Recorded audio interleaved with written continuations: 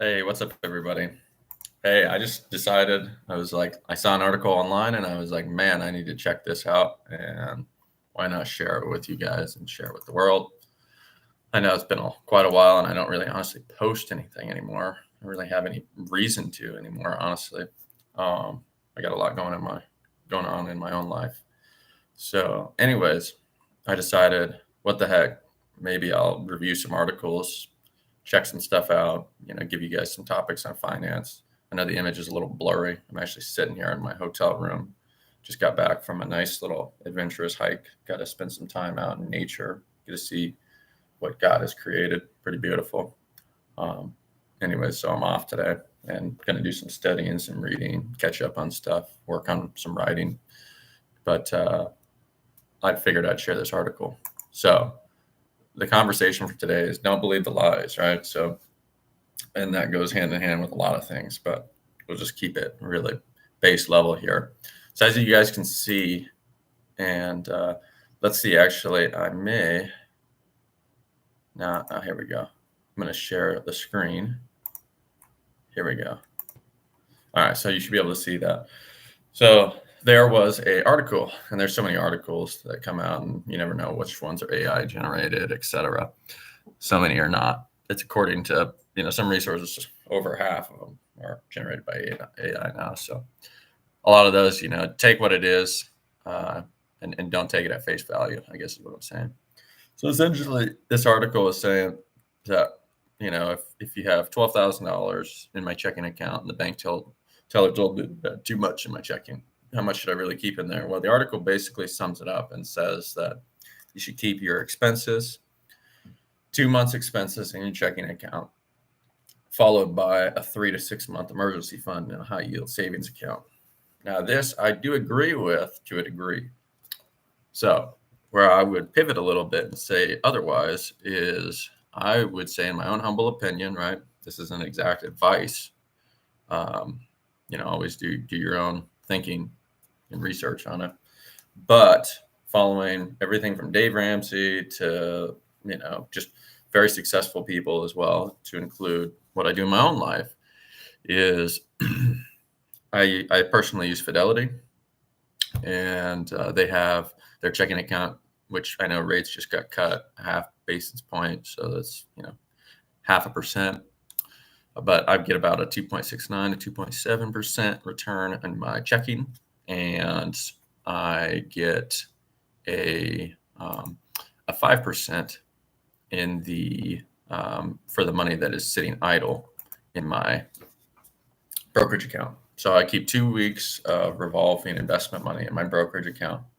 And that's just in case I'm real busy one week. I already got the following week's money that's set to automatically invest.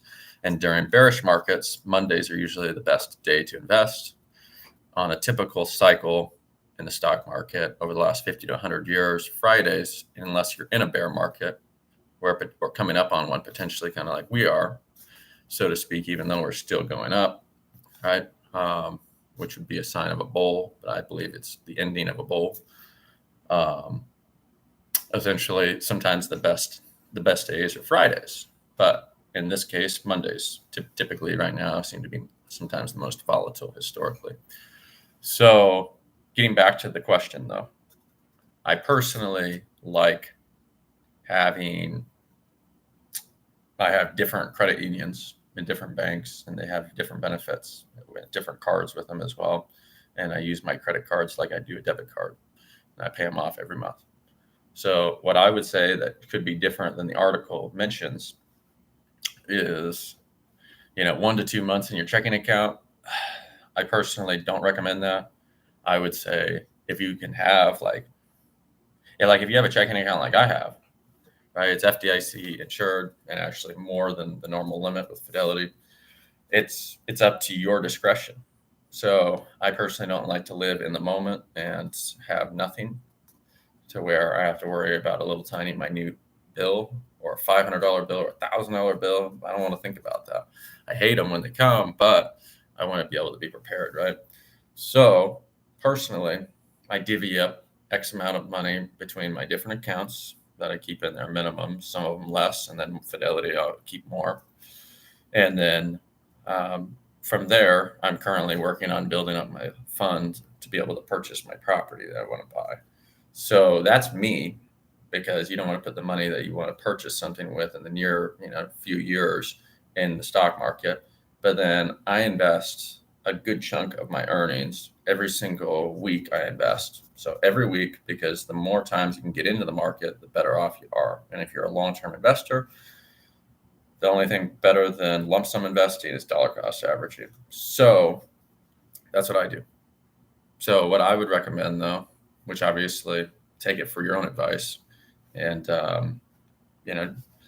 decide on your own, basically, is I would say if you have a good high yield checking account, like Fidelity, etc., keep as much money as you want in there, honestly. But I would recommend a minimum, not just 1 or 2 months. I would recommend like 6 months, 3 to 6 months. And if you're already earning the equivalent to a high yield savings account, right, or even the equivalent to a treasury or a bond, then, and you have access to your money all the time, why would you want to lock it up into something like those? And also, why would you want to only have 1 or 2 months when you could have good nest egg in there for maybe even 3 years of your living expenses? I know it seems crazy, but I'm just throwing a number out there. But I would say the critical part of this whole video is 1 to 2 months of living expenses is short-sighted. Instead, go for like 6+ months. Okay. And also shop around, because most times you can find a credit union or find one of these non-main central banks, and they'll pay you a couple percent, even right now, to 4 or 5% on your money just sitting idle there, and you have full access to it. Granted, it's taxable, but it's all taxable to include the bonds. So, and treasuries, unless you do certain non-exempt municipal bonds, which is a different story. And those are tax-free, but they also have a lower return.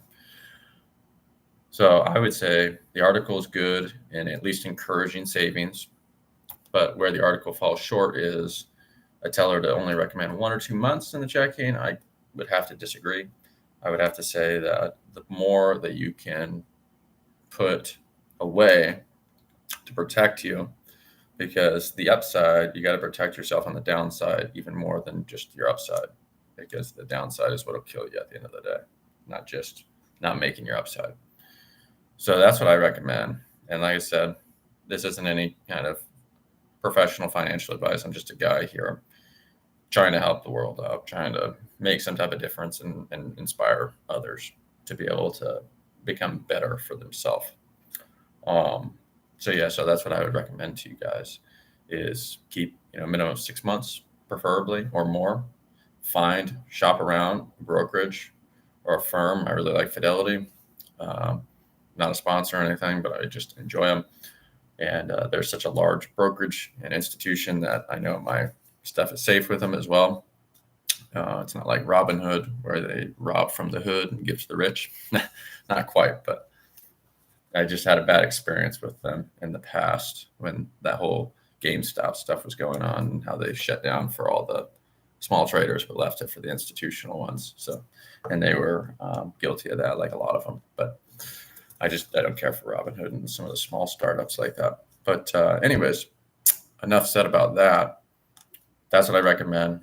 Do your own research. Also, if you can only do $50 a month, just start it now, and you'd be surprised it accumulates over time. So, and then if you don't already have that emergency fund of like $1,000, which is very small in today's money because of inflation, then stop your investing and build that up right now, right away. So that way you're not having to dial back on your investing or have to take money out of those accounts, which is compounding for you, and use it to pay something instead. To keep that emergency fund, especially as we go into uncharted territories or times where things slow down a little bit. And since life is going at such a fast pace today around the world, it may not last that long, but it could. Who knows? So all I say is protect your downside and and be smart with your money and be infinite as always. And if you're watching, kudos to you. I hope you guys got something of value out of this. I know I was just kind of talking from the hip, but that's my humble opinion, and I really look for it to protect you as the person watching this as much as possible by building that nest egg and having that available. So that way, you can accumulate such a large amount to where you also are able to do your trades like normal, reoccurring. So you're not even thinking about it, look at it as an expense, even though it's benefiting you. And then in your later years, you can do awesome philanthropy or do awesome causes to help people and make a difference, make a change. And at the end of the day, investing should not be just about accumulating for you to get to that point and go live on a beach somewhere. It should really be about what kind of positive change can you do with it, and who can you help. So, because you don't leave the world with all that, and honestly, it's a good thing. It's more of what you did impactful and important and positive to help those around you. So I'll leave you guys with that. I hope you guys have an awesome rest of your weekend and a week ahead. Don't know when I'll push another one of these out like this. Honestly, this is kind of super, super unofficial and very unscripted, which is good. And if you've seen any of my videos, that's exactly what I do. I don't believe in this whole script and all that. So I figure whatever I know and have learned through my time, stay humble always, those watching and myself, and share it with others and try to help improve the world. So there's a lot going on that's bad. So let's be the difference and be a light in a dark world. All right, you guys take care. God bless. Till next time.